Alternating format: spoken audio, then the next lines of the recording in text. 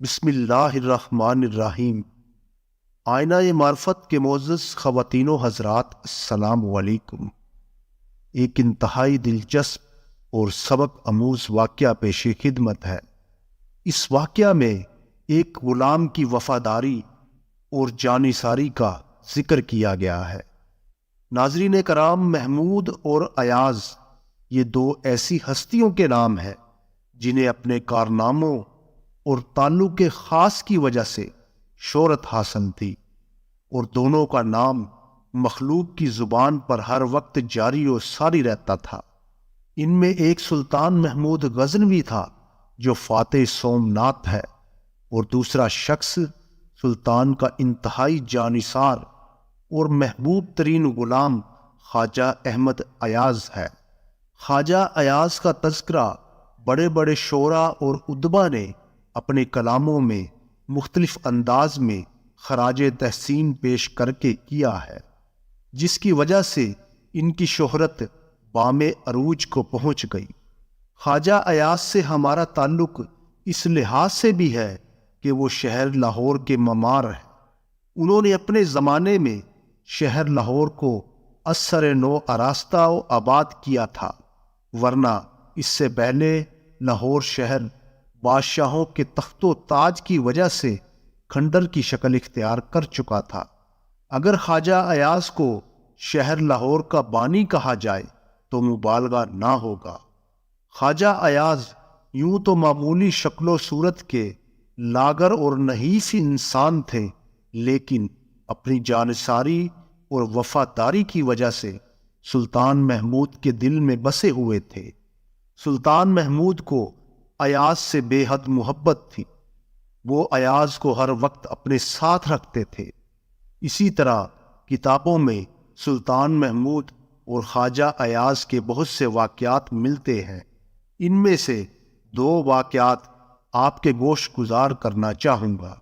پہلا جو واقعہ میں بیان کرنے جا رہا ہوں، اس کا ذکر شیخ سعدی رحمۃ اللہ علیہ نے بوستان میں کیا ہے، جس کا خلاصہ ہے کہ سلطان محمود غزنوی رحمۃ اللہ علیہ کے کسی درباری نے سلطان پر نکتہ چینی کرتے ہوئے کہا کہ ایاز میں ایسی کوئی خاص خوبی تو ہے نہیں، پھر نامعلوم بادشاہ اس پر کیوں فریفتہ ہوتا ہے۔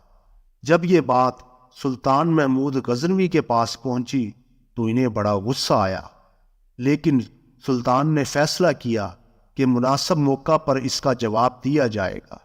اتفاق سے جلد ہی ایک موقع پیدا ہو گیا۔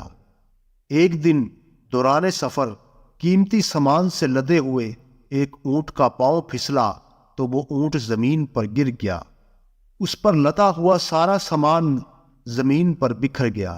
سلطان نے حکم دیا کہ اس بکھرے ہوئے سامان میں سے جو شخص جو چیز اٹھائے گا وہ اسی کی ہو جائے گی۔ یہ حکم دے کر سلطان آگے بڑھ گیا اور اس کے تمام ہمراہی مال لوٹنے میں مصروف ہو گئے۔ بس ایک ایاز تھا جو ان کے ساتھ رہا۔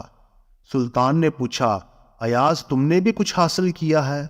تو ایاز نے ادب سے جواب دیا کہ میں نے کچھ حاصل نہیں کیا، میں حاصل کرتا بھی کیوں، میں تو آپ کی خدمت کے لیے ہوں، آپ کی خدمت چھوڑ کر مال کو کیوں جمع کروں۔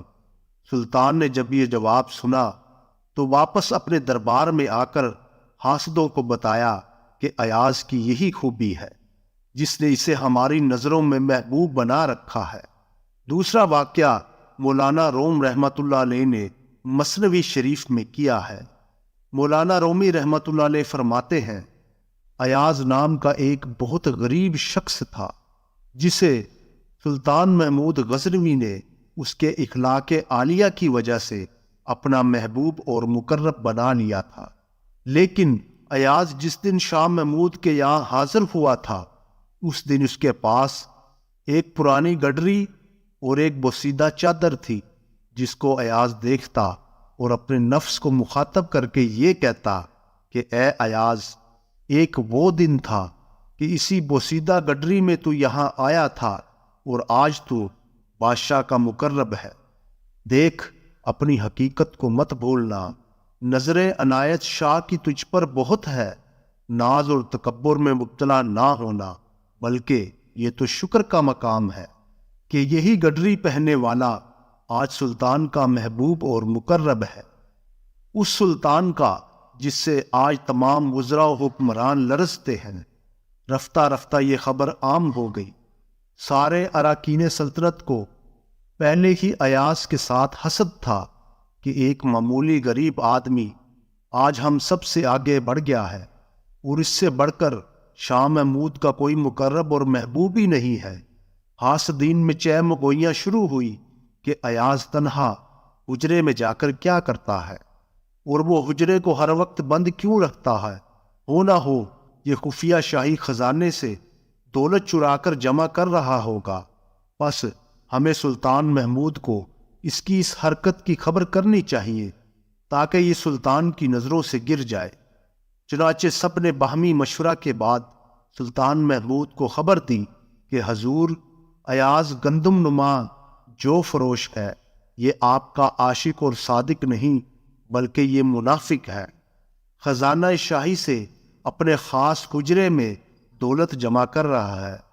سلطان محمود کو ایاز کے متعلق ایسی حرکت کا گمان تک بھی نہ ہوا، لیکن اراکین پر حجت تمام کرنے کے لیے اور ایاز کا مقام محبت اور اس کی صداقت ظاہر کرنے کے لیے حکم نافذ کر دیا کہ آدھی رات کو ایاز کے حجرے کی تلاشی لی جائے۔ ارکان سلطنت بڑے خوش ہوئے کہ آج رات ایاز کا بھید کھل جائے گا اور اس کا تمام عزت و مقام ختم ہو جائے گا۔ چنانچہ آدھی رات کو اس کے حجرے کا تالا توڑا گیا۔ حکام سلطنت نے حجرے کے اندر تلاشی لی، لیکن ایک پرانی گڈری اور چادر کے حجرے میں کچھ نہ تھا۔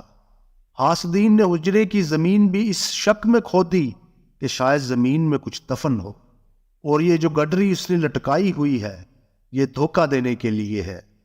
بالآخر تلاشی لینے والے تمام حکام مایوس و نامراد ہو کر شاہ محمود کی خدمت میں حاضر ہوئے اور شرمندگی کے ساتھ معافی طلب کرنے لگے۔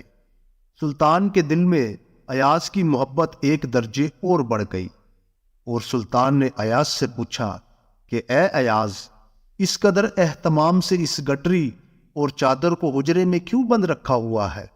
ایاز نے عرض کیا کہ حضور، میں ہر روز اپنی اس گڈری اور چادر کو دیکھ کر عبرت حاصل کرتا ہوں اور نفس سے کہتا ہوں کہ اے ایاز، تیری یہ تمام نعمتیں، عزت و شان و شوکت شاہ محمود سے ہے، ورنہ اے ایاز، تیری حقیقت صرف یہ ایک پرانی گڈری اور بوسیدہ چادر سے زیادہ نہیں ہے۔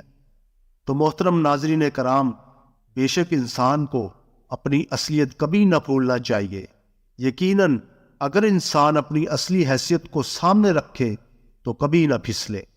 دعا ہے کہ اللہ تعالی ہمیں اپنی حقیقت جاننے کی توفیق عطا فرمائے، آمین یا رب العالمین۔